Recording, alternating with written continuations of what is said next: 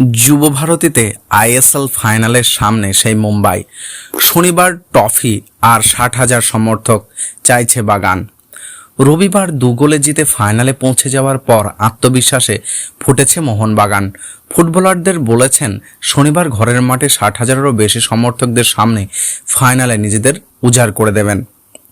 আইএসএলের ফাইনালে মোহনবাগানের সামনে সেই মুম্বাই সিটি, যাদের হারিয়ে লিগ শিল্ড জিতেছিল সবুজ মেরুন, তাদের হারিয়ে আইএসএলের ট্রফি জিততে হবে তাদের।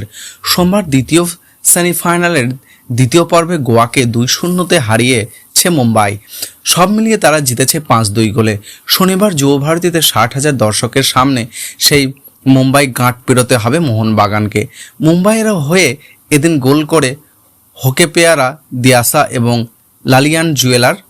আইএসএলের ফাইনালে ওঠার জন্য সেমিফাইনালের দ্বিতীয় পর্বে মোহনবাগানের 2 গোলে জয় দরকার ছিল। রবিবার 2 গোল জিতে ফাইনালে পৌঁছে যাওয়ার পর আত্মবিশ্বাসে ফুটেছে মোহনবাগান। প্রত্যেকেই বলেছেন শনিবার ঘরের মাঠে 60,000-এরও বেশি সমর্থকদের সামনে মুম্বাইয়ের বিরুদ্ধে ফাইনালে নিজেদের উজাড় করে দেবেন। রবিবার উড়িষ্যার বিরুদ্ধে জেমস কামিংস এবং শাহাল আব্দুল সামাদের গোলে জিতে ফাইনালেছে গতবারের কাপজয়ীরা। বেঙ্গালুরু এফসির পর এই প্রথম কোনো দল পরপর 2বার ফাইনালে উঠল। বেঙ্গালুরু 2017 এবং 2018 ও 2018 এবং 19 মরশুমে ফাইনালে উঠেছিল। প্রথমবার চেন্নাই ইউনিয়ন এফসির কাছে হেরে গেলেও পরের বার চ্যাম্পিয়ন হয়। মোহনবাগানের সামনে পরপর 2বার কাপ জিতে নজির গড়ার সুযোগ।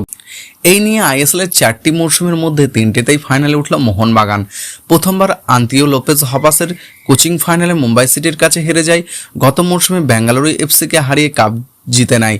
এবার সাফল্য নিয়ে আশাবাদী সবুজ মেরুন শিবিরের ফুটবলাররা।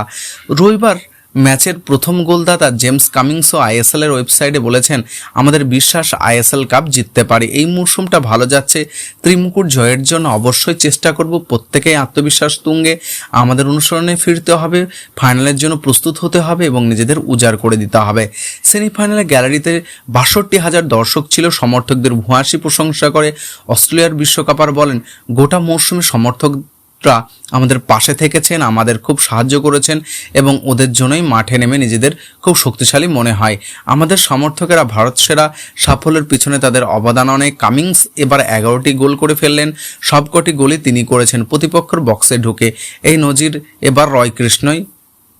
দলের স্ট্রাইকার দিমিত্রি পেত্রাকাস বলেছেন, ট্রফিটা চাই, এর জন্যই তো এত লড়াই করছি। উড়িষ্যাকে হারিয়েছি আর একটা ম্যাচ বাকি।